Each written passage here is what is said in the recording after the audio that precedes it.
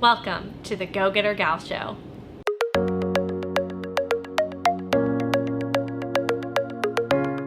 Hey everyone, I'm Go Getter Michelle, and today I'm going to be addressing the question, what is a go-getter? Now, the Merriam-Webster dictionary definition says that a go-getter is an aggressively enterprising person. I personally prefer the Cambridge dictionary definition that says a go-getter is someone who is enthusiastic and works hard to succeed. They also have a more detailed definition that says a go-getter is someone who is very enthusiastic, determined to succeed, and is able to handle new or difficult situations easily. And I think that's a pretty good broad-based definition. But today I want to address a common misconception about go-getters and also give a couple examples of go-getters. So starting with clarifying the common misconception. A lot of people think that go-getters are just focused on their career or their jobs, and maybe an unhealthy go-getter is only focused on their work or making money. But at the Go Getter Gal blog, I advocate for a life of balance over burnout, and only focusing on your work is not sustainable or satisfying. A true go-getter focuses on putting their best foot forward in all areas of their life. So this includes your career or your schoolwork, but it also focuses on striving to do your best with your health, your home life, your personal finances, and your relationships. So rather than solely being focused on your work, although that is an important component, you have to balance out trying your best in all areas of your life. Now, a couple examples of go-getters. An impeccable example of a go-getter is none other than Captain America. I absolutely love the Marvel movies, and if you haven't seen them, I highly recommend it. But I want to focus on Captain America, the First Avenger, for talking about some of the qualities of how Captain America is just a true go-getter. Starting at the beginning of the movie, he's determined to become enlisted in the army, but he keeps getting rejected time and time again. However, he doesn't let up or stop trying until he's admitted into the army. But that's really just scratching the surface of how he's a go-getter. His true go-getter qualities come out at boot camp. An example of this is in his training, when a colonel throws out a grenade and everyone else in his group runs away, but good old Cap, jumps on top of the grenade to shield everyone else. However, just a little while later, it's found out that it's just a dummy grenade because nothing blows up. So it's really just a test.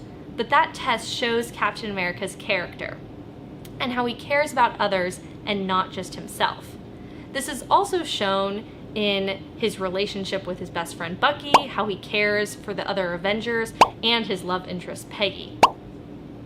All of this comes together that it's not just to show that it's not just his skills, but also his character that help him be a leader in multiple battles or rescue missions in the army. And of course, how he naturally from that becomes the leader of the Avengers.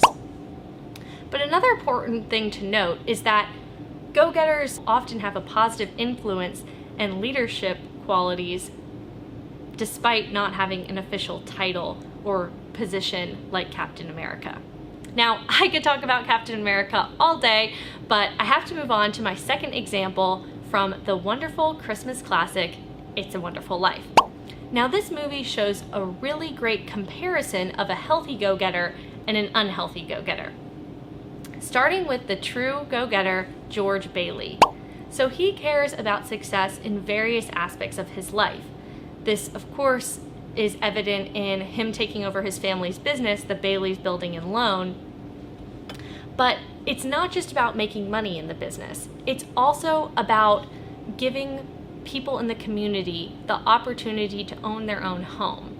And throughout the movie, it's shown that George cares deeply about his wife, his children, his mother, his brother, his neighbors, his friends.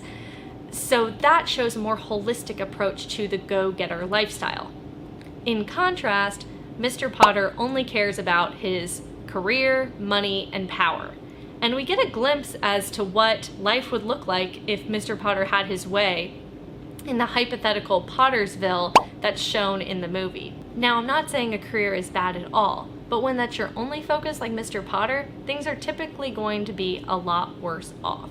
For example, think if you're only focusing on your business and you completely neglect your health, and then a couple years down the road, because you're in such bad health, you can't even work on your business anymore. It's just something to think about, of a more balanced, holistic approach to being a go-getter than what some people might have, like I mentioned, the misconception in their minds that you have to be a workaholic and super career-driven to be a go-getter. In summary, a go-getter is someone who focuses on success in all areas of their life, their career or their schoolwork, their health, their home, their finances, and their relationships. It's not just one area, and not even career. It's some people might be only focused on their health if they're super into fitness, but a holistic approach will lend to a much happier and, like I said, healthier life than a go-getter that's like Mr. Potter. So thank you guys for tuning in to another episode on the Go-Getter Gal Show, and if you haven't already, please subscribe and hit that notification bell so you don't miss another video. And let me know who you guys think is a good example of a go-getter. Leave a comment below or go to Instagram at GoGetterMichelle. I'd love to hear from you guys there, and I'll see you guys next week. Bye!